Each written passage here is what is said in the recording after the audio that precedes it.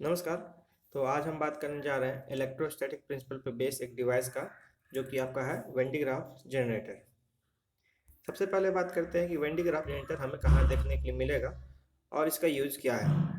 तो अभी तक आप अगर 11 या 12 में एटॉमिक स्ट्रक्चर पढ़ते हुए आए हैं तो आप कुछ एक्सपेरिमेंट से फेमिलियर होंगे। रजैसे कि फॉर एग्जांपल अगर रदरफोर्ड मॉडल ले लें तो वहाँ पर क्या था कि हम जो है अल्फा पार्टिकल का बम्बार्डमेंट करवा रहे थे एक गोल्ड फॉइल पर। ठीक है। और इस तरह से अगर आप स्मॉल स्ट्रक्चर के जो स्टडीज़ हैं या उनसे रिलेटेड जो एक्सपेरिमेंट है, अगर आप आगे पढ़ेंगे तो आप देखेंगे कि इन ये जो स्मॉल स्ट्रक्चर जो हमारे आसपास एग्जिस्ट करते हैं, या जैसे कि बोले क्वांटम वगैरह में क्वार्क वगैरह का हम बात करते हैं, तो इनकी जो स्टडीज़ है वहाँ पर जो एक्सपेरिमेंट हम करते हैं तो जनरली देखते हैं कि किसी पार्टिकल को, जैसे हो गया इलेक्ट्रॉन, अल्फा पार्टिकल या प्रोटॉन वगैरह को, हम बहुत हाईली एक्सेलरेट करते हैं और बम्बार्ड वगैरह करवाते हैं और स्ट्रक्चर को स्टडी करते हैं। तो ये जो हाईली एक्सेलरेशन हो रहा है ना, जो एक्सेलरेशन हम दे रहे हैं इन पार्टिकल्स को, इलेक्ट्रॉन, प्रोटॉन या किसी तरह का आयन, अल्फा पार्टिकल को, तो इनको जो एक्सेलरेशन देने के लिए हमें एक रिक्वायरमेंट है। वो रिक्वायरमेंट होता है कि हमें एक हाई इलेक्ट्रिक फील्ड यानी कि हाई वोल्टेज वाला हाई वोल्टेज हमें चाहिए होता है। ठीक। तो इस हाई वोल्टेज को क्रिएट करने के लिए जो डिवाइस हम यूज़ करते हैं वो है वेन डिग्राफ जनरेटर। ठीक है। तो वेन डिग्राफ जनरेटर एक सिंपल सा डिवाइस है जो कि हमें हाई वोल्ट क्रिएट करके देता है ना, हाई इलेक्ट्रिक फील्ड क्रिएट करके देता है, जिसका फिर हम पार्टिकल एक्सेलरेशन में आगे यूज कर सकते हैं। ठीक है। तो अगर सिंपली अगर देखा जाए तो इस डायग्राम से समझा जाए तो कुछ कंपोनेंट होते हैं जनरली जो हर वेन डिग्राफ जनरेटर में पाए जा सकते हैं। ठीक है। वो कंपोनेंट कुछ इस तरह से है कि इसमें एक मेटल का बेस होता है। ठीक है। इसके इंटरनल पार्ट में एक पुली होता है। ठीक है। एक नॉन कंडक्टिंग बेल्ट होता है। ठीक है। एक कॉम्ब होता है। ये मोटर है और ये स्फीयर है जहाँ पर हम हाई वोल्टेज क्रिएट करते हैं। अब ये वर्क कैसे करता है तो आइए देखते हैं। तो यहाँ पर क्या हो रहा है, ये जो स्फीयर है, तो जैसे ही हम स्विच ऑन करेंगे और ये चार्ज होगा, तो स्फीयर पे जो चार्ज होगा तो हमको क्या दिखाएगा कि किसी भी ऑब्जेक्ट को अट्रैक्ट कर सकता है। तो फॉर एग्जांपल सिंपल सा हम ये ले लिए, आपको when digraph generator, simply when digraph generator generally देखने में ऐसा होता है। इसको आप स्विच ऑन करते हैं तो ये चार्ज होता है, और इसको हम डिटेक्ट करने के लिए यहाँ पे एक मेटल बॉल लगा है, तो जैसे ही चार्ज होगा हमको दिखाई देगा कि मेटल बॉल उसकी तरफ अट्रैक्ट हो गया। अब ये हुआ कैसे, तो सबसे पहले हमने क्या किया, स्विच ऑन किया। स्विच ऑन करते ही इसके अंदर दो चीज़ प्रेजेंट है। इसके ग्राउंड बेस के अंदर वहाँ एक कॉम्ब था जो हमने दिखाया। ठीक है। और एक मोटर।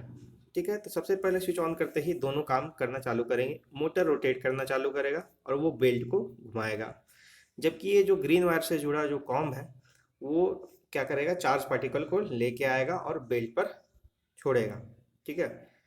तो इस तरह से जो है वो मोटर बेल्ट को रोटेट करवाएगा और बेल्ट ऊपर की ओर इस तरह से चार्ज पार्टिकल को लेके जाएगा। ये चार्ज पार्टिकल कहाँ से आ रहे हैं आपको, ये चार्ज पार्टिकल, ये जो कॉम्ब कनेक्टेड है ना, या ये जो ब्रश कनेक्टेड है, उससे ये चार्ज पार्टिकल आएंगे और बेल्ट पर जाएंगे, है ना। तो नीचे के पार्ट में जहाँ मोटर लगा हुआ है वहाँ हम एक ब्रश को एक टर्मिनल से जोड़े हैं, जो हमें क्या दे रहा है, चार्ज पार्टिकल ला के दे रहा है। ये बेल्ट नॉन कंडक्टिंग है, इसलिए जहाँ चार्ज को छोड़ेंगे चार्ज वहीं पर रहेगा। इसलिए इसको मूव कराने के लिए, अपर स्फीयर में ले जाने के लिए हमको इसको मोटर से रोटेट करवाना पड़ता है, और इस तरह से ये बेल्ट घूमता है। ठीक। और चार्ज को ऊपर वाले कॉम्ब के पास पहुंचाता है। ये जो दोनों कॉम्ब हमने यूज कर रहे हैं, ये चार्ज को कैरी कर रहा है या नहीं, ये कंडक्टिंग कॉम्ब है ना। तो इस तरह से जैसे ही चार्ज ऊपर जाएगा वो ऊपर के कंडक्टिंग कॉम्ब से अट्रैक्ट हो जाएगा और उससे कंडक्ट होके आउटर स्फीयर पर चल जाएगा, और आउटर स्फीयर पर जाने के बाद वहाँ पर ही वो रहेगा, है ना, अपने इलेक्ट्रोस्टैटिक कंडीशन में, और इस तरह से स्फीयर चार्ज हो जाएगा और हमें कैसे दिखाई देगा, इस तरह से वो मेटल बॉल को अट्रैक्ट करेगा। तो एक सिंपल सा प्रोटोटाइप हम लिए वेन डिग्राफ जनरेटर का, और उसको सिंपली हम दिखाया कि कैसे वो वर्क करता है, कैसे उसमें कॉम्ब का क्या रोल है ना, नॉन कंडक्टिंग जो पुली है और नॉन कंडक्टिंग बेल्ट है उसका क्या रोल है, मोटर का क्या रोल है, स्फीयर का क्या रोल है ना। स्फीयर मेन पार्ट है इसका, है ना, ये जो आउटर स्फीयर है ब्लू कलर का यहाँ दिखा रहे हैं, ये मेन पार्ट है इसका, जहाँ पर हम चार्ज को ले जाके स्टोर करते हैं, और वहाँ हाई जैसे जैसे चार्ज बढ़ते जाएगा उसका पोटेंशियल, उसका वोल्टेज बढ़ते जाएगा, इलेक्ट्रिक फील्ड बढ़ते जाएगा। ठीक है, तो ये था इसका वर्किंग कि कैसे काम करता है। अब बात करते हैं इसका प्रिंसिपल का, है ना, कि किस प्रिंसिपल पे बेस है ये वर्किंग, है ना, कि ये वर्क कैसे करेगा। ये वर्क क्या कर रहा था वो तो हम देख लिए, अब ये वर्क कैसे करता है। ठीक है, ये ऐसा कैसे हो रहा है। तो सबसे पहले तो हम यहाँ देख रहे हैं कि हम नीचे से जो मोटर है उससे वो बेल्ट को घुमा रहे हैं, और वो बेल्ट कहीं ना कहीं ऊपर वाले पुली पर चार्ज को लेके जा रहा है, और वहां से फिर चार्ज को आर्म के थ्रू आउटर सरफेस पे जा रहा है। तो चार्ज कब फ्लो कर रहा है, जब वो ऊपर जा रहा है ना। ये एक सिंपल डायग्राम से दिखाया कि ये उसका जो है पुली वाला पार्ट है, यहाँ से वो कॉम्ब के थ्रू इस स्फीयर पर जाता है। ठीक है, अब हम लोग पहले बात करेंगे कि इस स्फीयर पर वो कैसे जा रहा है। ठीक है, जनरली अगर सिंपल सा इलेक्ट्रिसिटी का अगर बात करें तो इलेक्ट्रिसिटी तभी फ्लो होता है ना, जब आपको जो फ्लो का कंडीशन क्या है इलेक्ट्रिसिटी का, कि कभी भी जो इलेक्ट्रॉन या जो भी इलेक्ट्रिक करंट तभी फ्लो होगा, या वो फ्लो कब होता है जब हाई पोटेंशियल से लो पोटेंशियल उसको कंडीशन मिले। मतलब ये जो इलेक्ट्रिक करंट है उस या चार्ज है वो फ्लो करता है हाई पोटेंशियल से लो पोटेंशियल। ठीक है, तो चलिए हम बात करते हैं सबसे पहले फर्स्ट कंडीशन की, कि इनिशियली हम मान ले रहे हैं कि जो आउटर स्फीयर है उस पर एक चार्ज है, वो है कैपिटल क्यू चार्ज। स्फीयर का जो रेडियस है, आउटर स्फीयर का जो रेडियस है वो है कैपिटल आर। ठीक है, इस रेडियस का ये स्फीयर है और इस पर चार्ज कितना है, क्यू है। अब इस चार्ज के चलते इस पे एक इलेक्ट्रिक पोटेंशियल होगा। ठीक है, इसके आउटर रीजन पर एक इलेक्ट्रिक पोटेंशियल होगा, जबकि इनर रीजन पे जो पोटेंशियल होगा वो कांस्टेंट होगा। क्यों कांस्टेंट होगा, क्योंकि हम बात किए थे इलेक्ट्रोस्टैटिक ऑफ कंडक्टर का, जब बात किए थे तो हम बात किए थे कि अगर कोई आर रेडियस का स्फीयर है तो उसके आउटसाइड जो है वो जो इलेक्ट्रोस्टैटिक पोटेंशियल है वो वैरी करेगा, लेकिन इनसाइड वो वैरी नहीं करता, कांस्टेंट कांस्टेंट होता है ना। मतलब हम बात किए थे कि जितना वर्क आपको यहाँ तक आर रेडियस के स्फीयर पर चार्ज को पहुँचाने में लगा, है ना, उतना ही वर्क आपको किसी के इंटरनल कोई भी पार्ट में पहुँचाने में चार्ज को लगेगा, है ना। मतलब अंदर कोई वर्क नहीं होता है, इसलिए चार्ज को चाहे आप यहाँ पर लाइए चाहे आप यहाँ पर लाइए, ठीक है, पोटेंशियल सेम होता है। और वो पोटेंशियल कितना होता है, कांस्टेंट होता है, और वो कितना होता है, k into q by radius r. ठीक है, तो जब इस पे कैपिटल क्यू चार्ज है, अभी हम इनर पार्ट को कंसीडर नहीं कर रहे हैं कि उस पर कोई चार्ज आया है, तो जब सिंपली इस पे कैपिटल क्यू चार्ज है तो उसको लाने में कितना पोटेंशियल लगा होगा, आर रेडियस के स्फीयर पर इतना पोटेंशियल लगा होगा, और अंदर ये जो पोटेंशियल है वो कांस्टेंट होगा। अगर ये समझ में नहीं आया तो जो हम इलेक्ट्रिक पोटेंशियल का आपको एग्जांपल बताए थे उस वीडियो के लास्ट एग्जांपल को जाके आप देखिए, वहाँ पर आपको क्लियर हो जाएगा। ठीक, तो इस चार्ज को पहुंचाने में इतना इलेक्ट्रिक पोटेंशियल लगा। ठीक, अब बात करते हैं कि अब हम बेल्ट से क्या कर रहे हैं, वो जो बेल्ट मूव कर रहा है उससे पुली पर एक स्मॉल क्यू चार्ज लेके आ रहे हैं, है ना। पुली जो है एक छोटा सा स्फीयर टाइप का है, तो उस पर हम क्या किए कि स्मॉल क्यू चार्ज लेके आए, इसका रेडियस स्मॉल आर है। अब ठीक है, मतलब कि हम क्या कर रहे हैं कि अंदर से कैसे ना कैसे चार्ज को लेके जा रहे हैं ना, किसी तरह से हम चार्ज को लेके जा रहे हैं अंदर की तरफ, है ना। और अंदर पे हम चार्ज लेके आ गए क्यू चार्ज को स्मॉल आर रेडियस के स्फीयर पर। ठीक है, अब इस अब इस चार्ज के चलते, ठीक है, अब इस चार्ज के चलते जो पोटेंशियल है इस स्फीयर पर वो कितना हो जाएगा, के क्यू बाई स्मॉल आर। और इसी चार्ज के चलते बड़े वाले स्फीयर पर पोटेंशियल जो है वो कितना हो जाएगा, के into small q by capital are, है ना। तो ये जो नया चार्ज आया इसके चलते यहाँ पर भी कुछ पोटेंशियल हुआ और आउटर स्फीयर पर भी कुछ पोटेंशियल हुआ।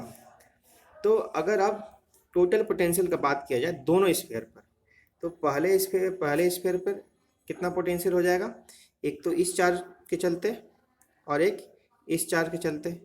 ठीक है, वो कितना हो जाएगा, क्यू प्लस मतलब capital Q plus small q by are capital R. ठीक है, क्योंकि हम बात किए थे कि बड़े वाले कंडक्टिंग स्फीयर पर जितना हमको लाने में लगा पोटेंशियल अंदर कांस्टेंट है।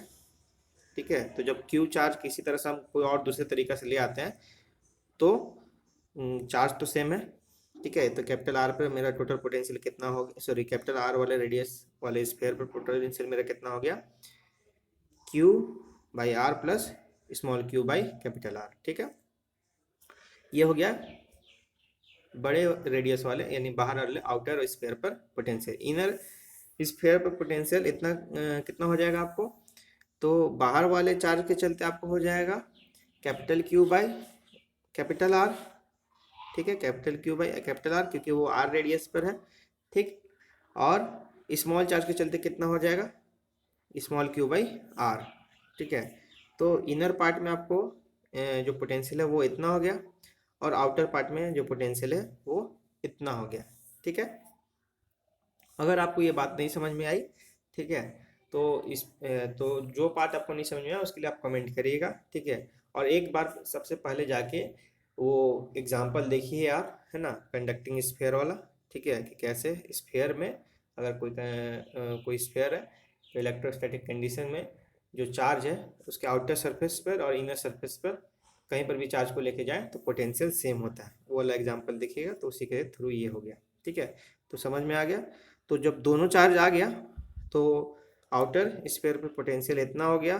ठीक है, दोनों चार्ज के चलते, और इनर स्फीयर पर दोनों चार्ज के चलते जो पोटेंशियल है वो इतना हो गया।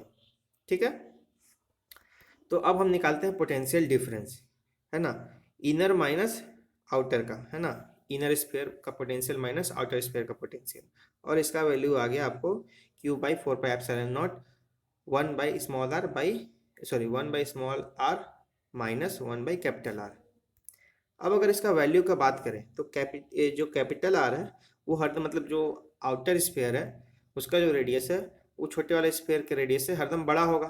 ठीक है, तो 1/r जो है वो 1/स्मॉल आर से यानी कि इस वैल्यू से हरदम छोटा होगा। तो ये जो क्वांटिटी है, सॉरी ये जो क्वांटिटी है ब्रैकेट के अंदर, वो हरदम क्या आएगी आपको, पॉजिटिव आएगी। यानी कि जो पोटेंशियल डिफरेंस है ना, inner surface minus outer surface का जो पोटेंशियल डिफरेंस है वो पॉजिटिव है। इसका मतलब क्या है कि कुछ भी हो, है ना, कितना भी हम चार्ज लेकर आए, जो इनर सरफेस है उसका पोटेंशियल आउटर सरफेस से हाई रहेगा। तो कितना भी हम चार्ज लेके आते रहेंगे आते रहेंगे आते रहेंगे, तो जो चार्ज है वो क्या होगा, इनर सरफेस से आउटर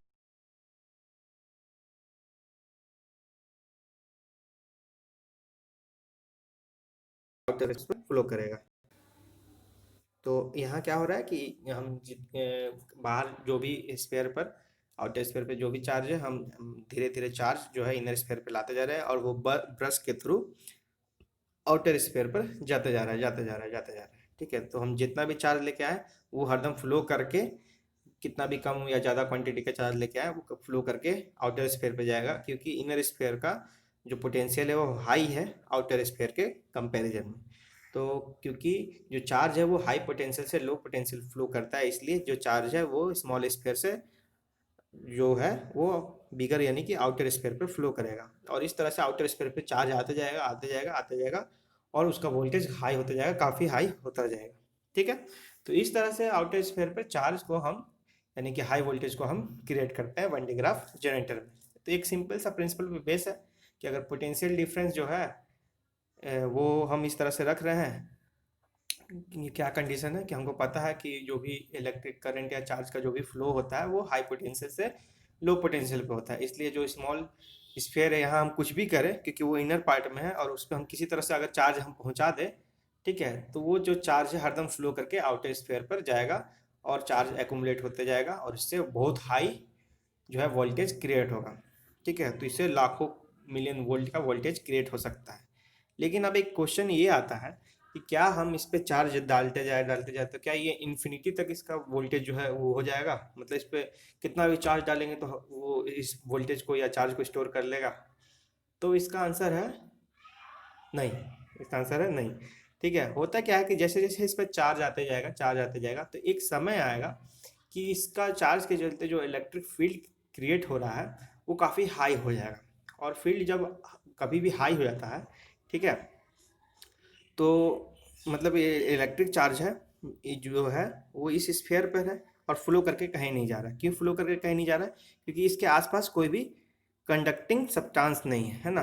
तो कोई कंडक्टिंग सब्सटेंस नहीं होने के चलते फ्लो करके नहीं जा रहा। जनरली जैसे कि हम जहाँ जनरेटर रखे हैं वहाँ एयर होगा, ठीक है, तो एयर जो है फ्लो, एयर जो है नॉन कंडक्टिंग होता है, इसलिए चार्ज जो है एयर में फ्लो नहीं करेगा। लेकिन जब आप हाई वोल्टेज इस पे क्रिएट करते जाएंगे, इस पे काफ़ी हाई वोल्टेज आ जाएगा, तो उसका इलेक्ट्रिक फील्ड के चलते, अब अगर एयर जो है नॉन कंडक्टिंग है, तो हम डाइलेक्ट्रिक का थ्योरी पढ़ चुके हैं कि कोई भी जो डाइलेक्ट्रिक वगैरह होता है, ठीक है, वो नॉन कंडक्टिंग होता है, लेकिन जब हम उसको इलेक्ट्रिक फील्ड के प्रेजेंस में रखते हैं तो वो पोलराइज होता है, ठीक है, तो इस तरह से काफ़ी पोलराइजेशन हो जाएगा उसके आसपास का एयर का। तो एक ऐसा समय आएगा कि पोलराइजेशन काफ़ी हाई हो जाएगा, और जो चार्ज है, ठीक है, मतलब कि जो चार्ज है ये पोलराइज तो काफ़ी हाई हो गया, लेकिन बस मूव नहीं कर रहा। तो एक ऐसा समय आएगा कि इस इलेक्ट्रिक फील्ड के चलते जो एयर का फील्ड है, ठीक है, वो ब्रेकडाउन होगा, ठीक है, इसको डाइलेक्ट्रिक ब्रेकडाउन भी बोलते हैं, कि फील्ड इतना हाई क्रिएट कर दो कि नॉन कंडक्टिंग सब्सटेंस भी